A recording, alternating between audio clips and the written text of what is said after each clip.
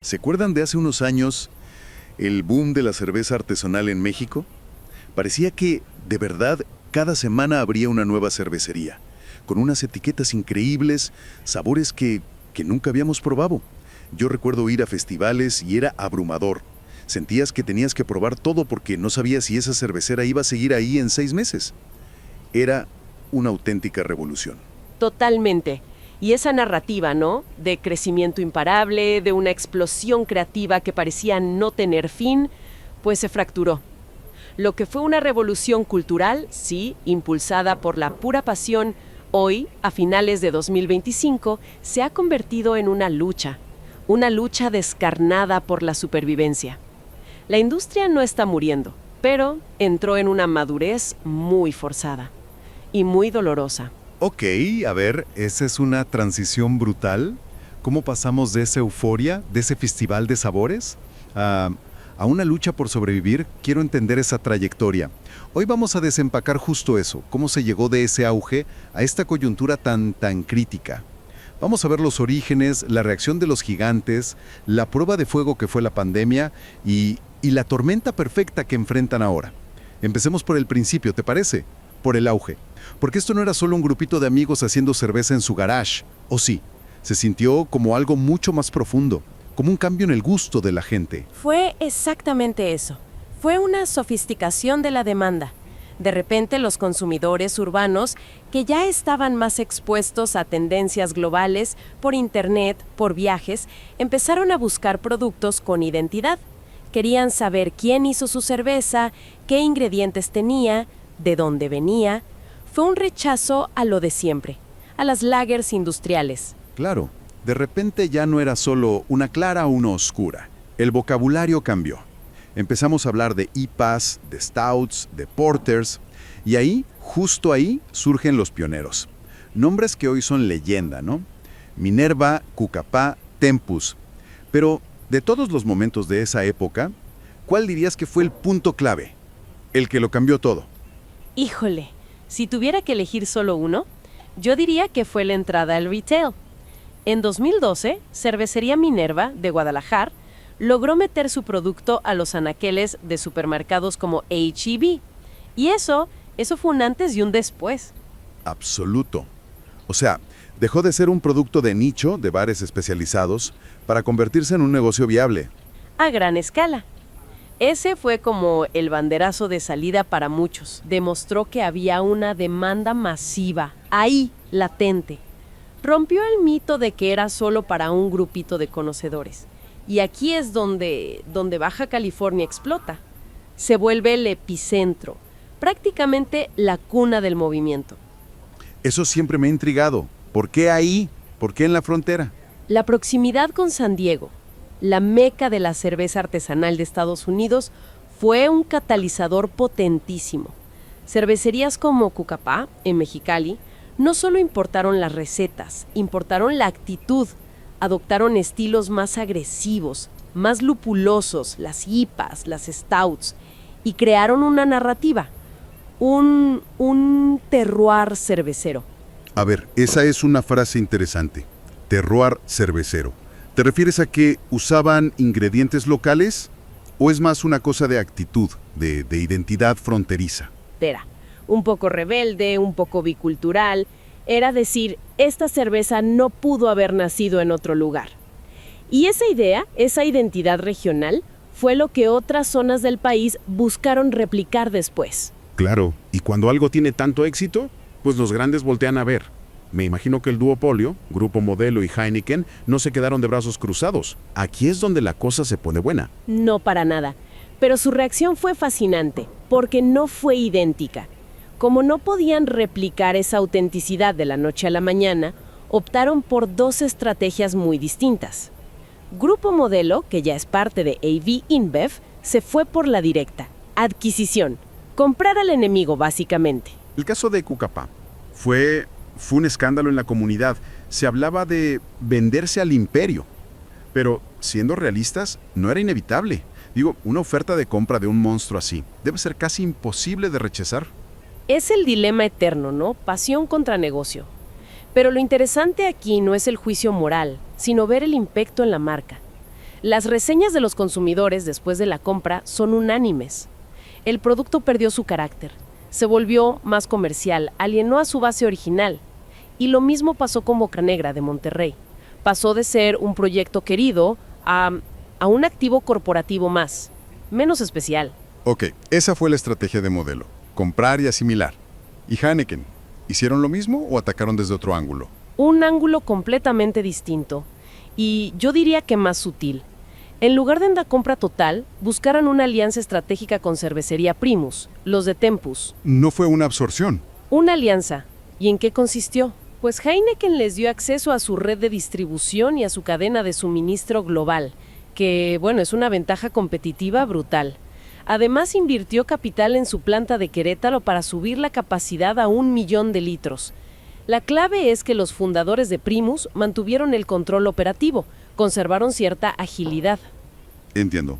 Entonces la estrategia de modelo era eliminar a la competencia comprándola, y la de Heineken era más como crear un aliado poderoso pero dependiente, integrarlo a su ecosistema. Dos formas muy distintas de neutralizar la amenaza. Exactamente. Pero el efecto para los que se quedaron 100% independientes fue el mismo. La cancha se desniveló todavía más. La entrada de los grandes capitales, pues, exacerbó las barreras de entrada. Y aunque la ley lo prohíbe, muchos cerveceros denuncian hasta hoy un bloqueo sistemático en restaurantes y bares. Los gigantes llegan, ofrecen contratos de exclusividad a cambio de regalar mobiliario o refris, cosas que una microcervecería simplemente no puede igualar. Así que ya teníamos un campo de juego desnivelado, con los independientes en una guerra de guerrillas. Y Jorge, en eso cae la pandemia. Me imagino que fue un golpe de knockout para muchísimos. Fue devastador. La industria artesanal dependía casi por completo de la venta en sus propios taprooms, en bares, en restaurantes. El cierre forzoso, de la noche a la mañana, los paralizó. Por completo. Las primeras estimaciones hablaban de hasta 4,000 empleos perdidos en los primeros meses. Fue una prueba de estrés brutal. Pero lo increíble es cómo se reinventaron. De un día para otro, todo el mundo vendía en línea. Armaron sus propias páginas, hacían entregas a domicilio. Fue una clase magistral de agilidad. Totalmente. Fue una digitalización forzada que a la larga les abrió un canal de ventas nuevo. Migraron a la venta directa al consumidor y cambiaron el formato. El barril, que era el rey, casi desapareció. Todo se fue a lata y botella. Y aquí viene lo más sorprendente. A pesar de todo, la producción artesanal creció en volumen durante 2020 y 2021. ¿En serio? ¿Cómo es posible? Porque su flexibilidad les permitió reaccionar más rápido. Mientras las cadenas logísticas de los gigantes fallaban y había desabasto en los súpers, las pequeñas cervecerías locales pudieron seguir produciendo y abasteciendo a su comunidad directamente. Ok, sobreviven al apocalipsis y cuando parece que por fin pueden respirar, les cae otra ola. Hablemos de esta crisis de costos que se desata entre 2023 y 2025. Shock de oferta. Si conectamos con el panorama global, se ve el impacto directo. El costo de producción en polos como Querétaro, por ejemplo, ha subido hasta un 30%. Es un aumento insostenible para márgenes que ya de por sí eran muy, muy pequeños. ¿Y de dónde viene ese aumento? ¿Cuáles son las causas? Es que es una tormenta perfecta de factores. Primero, la guerra en Ucrania. Disparó el precio de la malta, el alma de la cerveza.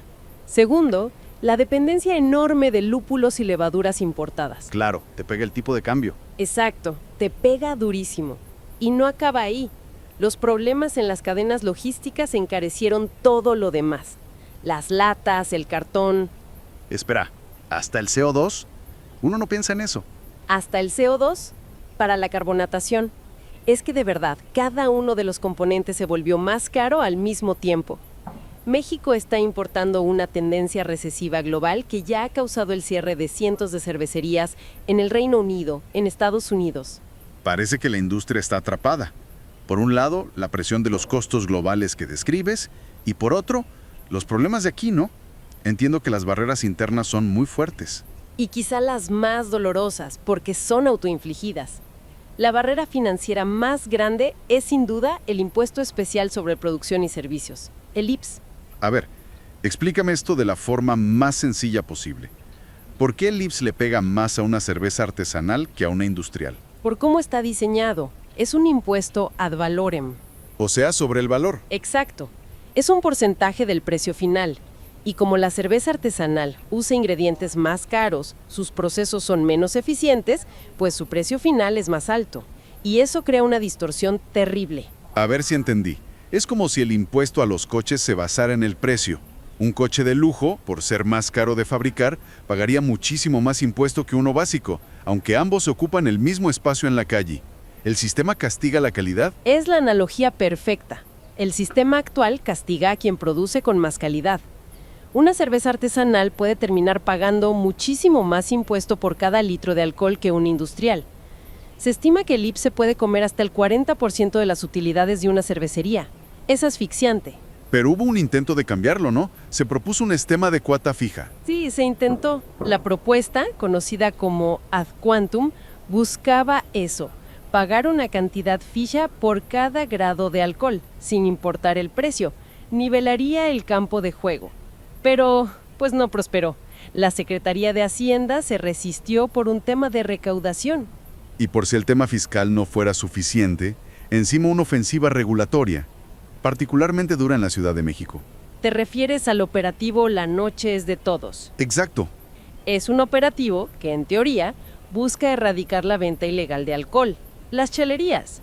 Un objetivo loable. El problema es que se ha ejecutado de forma completamente indiscriminada. Pero, ¿cómo es posible que no distingan entre un puesto callejero y un taproom artesanal? Que es un negocio establecido, que paga impuestos, que genera empleos. Esa es la pregunta que se hace todo el mundo en la industria. Las autoridades llegan y clausuran parejo. Las consecuencias son devastadoras. Se reportan más de 800 clausuras, pérdidas millonarias. Y levantar una suspensión te cuesta multas de al menos 40,000 pesos. Una cifra que puede ser letal para una pyme. Y mientras eso pasa en la CDMX, en Baja California, la cuna, el problema es una parálisis burocrática. Sacar permisos se ha vuelto casi imposible. Con toda esta presión económica, fiscal, regulatoria, es lógico que el mercado se empiece a mover de formas inesperadas. El tablero se está reconfigurando. Y de una forma muy, muy significativa. Ya no vemos a los gigantes comprando a los pequeños. Ahora vemos consolidaciones entre los mismos actores nacionales. El caso más claro es la adquisición de los activos de producción de cerveza Minerva por parte del grupo Cielito Lindo. Minerva. Pero, ¿cómo? Si ellos son uno de los pilares de los que empezaron todo. ¿Qué significa que una marca tan icónica venda su planta? Implica un cambio de paradigma. Fundamental. Cielito Lindo, que es más joven pero con mucho músculo financiero, compró la planta y las recetas. Minerva, la marca, va a seguir, pero ahora se enfocará en distribuir e importar. Esto te dice que producir cerveza en México se ha vuelto tan caro y complicado que hasta las marcas históricas prefieren ceder esa parte del negocio. Y así, Cielito Lindo emerge como un nuevo gigante independiente. Y supongo que el cierre definitivo de Beer Factory a finales de 2024 es otro síntoma de esta misma enfermedad. Es el cierre de un ciclo, un fin simbólico. Ellos fueron los pioneros del modelo Brewpub en México, el restaurante con la fábrica adentro. Su desaparición evidencia que esos formatos de grandes superficies, con rentas altísimas y costos fijos enormes, ya no son sostenibles. Entonces, si juntamos todo, pasamos de una revolución cultural a una lucha por el anaquel, a una guerra contra los gigantes, para terminar en una carrera de supervivencia. La etapa romántica ha terminado. Definitivamente. Entramos en una era de supervivencia industrial. La conversación ya no es sobre la receta más exótica. La clave ahora es la eficiencia operativa, las economías de escala y una gestión financiera y legal súper profesional. La industria no enfrenta una extinción, pero sí una depuración muy, muy severa. Sobrevivirán los más fuertes, o más bien, los más eficientes. No necesariamente los más creativos como en el inicio. Exactamente. Las marcas que logren profesionalizar su gestión de punta a punta, que se blinden legalmente y optimicen sus costos al máximo, son las que van a sobrevivir a lo que podríamos llamar la gran resaca del auge de la década pasada.